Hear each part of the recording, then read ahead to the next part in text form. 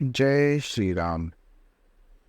आंजनेय की आत्मकथा में हमने अभी तक सुना कि हनुमान जी किस प्रकार अयोध्या में एक गप्पी शिशु के रूप में राम जी और चारों भाइयों के साथ समय बिताते हैं और फिर अचानक एक दिन राम जी के आदेश से वापस आ जाते हैं अपने घर।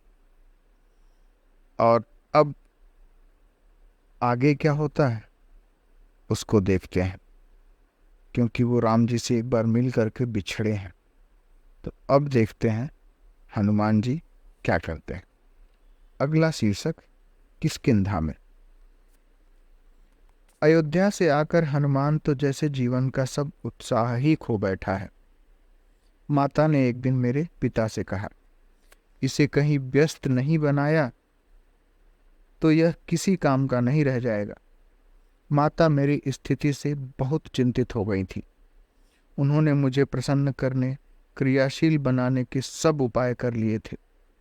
माता की चिंता से, उनकी आकुलता से मैं अपरिचित नहीं था। मुझे इससे वेदना होती थी, किंतु मैं भी निरुपाय था। अपने आराध्य का आदेश स्वीकार करके मैं अयोध्या से चला आया। कैसे चला आया मुझे भी पता नहीं है, लेकिन अब यह पता न रहने का रोग मुझे लग गया था। अपने शरीर का ही अधिकांश समय पता ही नहीं रहता था। वे नवघन सुंदर, कमल लोचन, पीतांबरधारी, वनमाली चक्रवर्ती जी के राजकुमार, जिसने स्वप्न में भी उनकी एक झांकी प्राप्त की है, वही उनसे पृथक होने की मेरी वेदना, मेरी अवस्था का अनुमान कर सकता है। कच्चे दूध को जब अग्नि पर चढ़ाया जाता है, उफान बहुत आता है। ये उफान आते ही रहते हैं जब तक दूध परिपक्व नहीं हो जाता। प्रेम भक्ति का भाव जब अंतर में आने लगता है, आरंभ इसी प्रकार का होता है। रुदन, क्रंदन और अकस्मात मूर्छा। शरीर का चाहे जब चाहे जहां, समय असमय, अवसर कुअवसर मूर्छित होकर गिर पड़ना, अपरिपक्व भाव का लक्षण भले हो। यह तो सूचित ही करता है कि भागवती भक्ति के भुवन पावन पादार बिंदों की परमोज्वल कांति अंतःकरण के कलमश को स्वच्छ करने लगी है। मैं अभी बालक ही था। प्रेम का परिपाक तो महत्तम पुरुषों का सौभाग्य है। वे ही भावावेश को पचा लेने में, अश्रु मूर्छा से अनवरत अपने को अस्पृष्ट रखने में समर्थ होते हैं। यद्यपि रोमांच, स्वेद, कंप पर कदाचित ही अधिकार कर पाते हैं, किंतु इनको तो कोई कोई लक्षित कर पाते हैं। समुदाय की दृष्टियों को आकर्षित करने का माध्यम वे नहीं बनते। लेकिन मैं तो अब असमर्थ था। मेरा अंतःकरण अवश था, वैसा ही अवश जैसे किसी भी व्यसनी अजितात्मा का क्रोध, काम अथवा अपने व्यसनावेश के समय होता है। प्रेम भी भाव है, भले वह चित्त को विकृत करने के स्थान पर परिमार्जित करने वाला भाव हो। उसके आवेश में भी काम, क्रोधादि के समान ही शरीर में विकार होते हैं। अश्रु, स्वेद, रोमांच, कंप, मूर्छा और अंततः मृत्यु तक किसी भी भाव के आवेश में संभव है। महाप्राण महापुरुष हैं जिनके भाव का परिपाक हो चुका है। वे ही भावावेश के विकारों को रोकने में, भीतर ही सह लेने में समर्थ हो पाते हैं। मेरे नेत्रों से अजस्र अश्रुधारा बहती रहती थी। किसी से भी दो शब्द बोलना विष प्रतीत होता था। आहार, जल, पिपासा आदि विदा हो चुकी थी। शरीर कृश ही नहीं हुआ, रोमावली झड़ने लगी। स्नान तो मैं कर्तव्य के कारण किसी प्रकार कर लेता था, किंतु शेष कुछ और कृत्य भी हैं, स्मरण किसे था। चाहे जहां मैं मूर्छित होकर गिर पड़ता था, गिर शिखर से, सरिता में अथवा दावानल में भी गिरना मेरे लिए आशंका का कारण नहीं था। वरुण देव तथा अग्नि ने मुझे अभय का वरदान दिया था। मेरे पिता पवन देव अपने पुत्र की ही रक्षा में प्रमाद नहीं कर सकते थे। मैं कहीं से गिरूं, वे तो सर्वव्यापक हैं, किंतु मेरी अवस्था माता को अत्यंत व्याकुल बनाए थी। राम राम राम राम राम। उन परम भाग्यशाली दिनों ने यह महानिधि प्रदान की मुझे। मेरी वाणी, मेरे श्वास, मेरे रक्त की गति के प्रत्येक स्पंदन में, मेरे शरीर के अणु अणु की गति में यह दिव्याति दिव्य नाम उसी समय रम गया।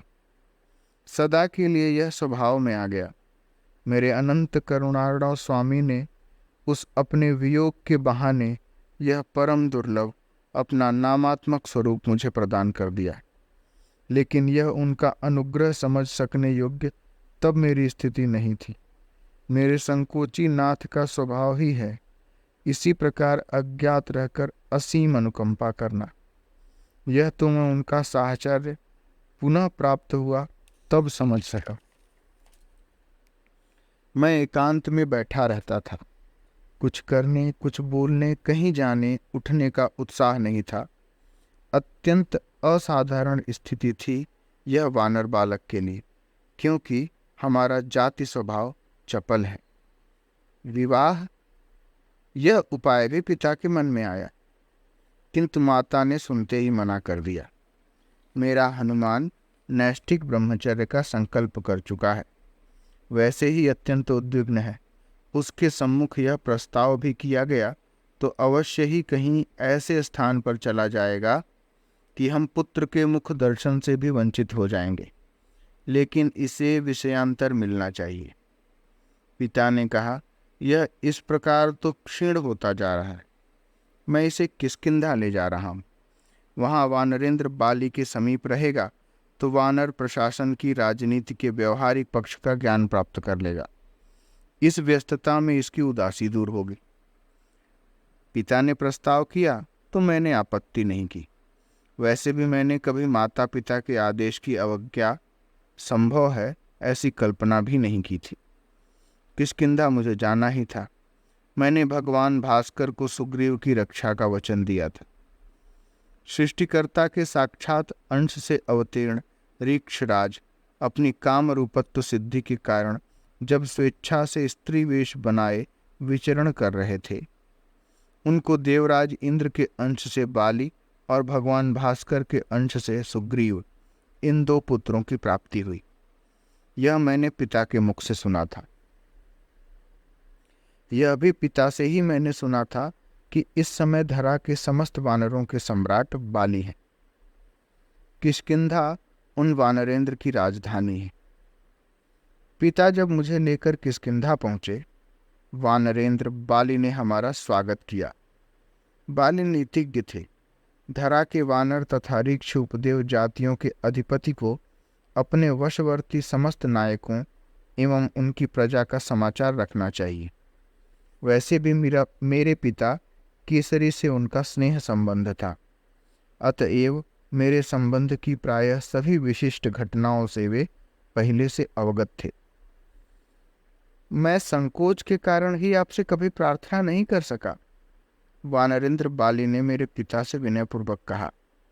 अन्यथा सदा मेरी यह अभिलाषा रही है कि परम पराक्रमी, देवताओं के द्वारा वरदान प्राप्त मृत्युंजय, निखिल लोक प्रकाशक भगवान आदित्य के साक्षात शिष्य कुमार किष्किंधा में मेरे तृतीय भ्राता के समान विराजमान रहें और इनकी विद्या, बल, विक्रम का लाभ संपूर्ण वानर ऋक्ष कुलों को प्राप्त हो।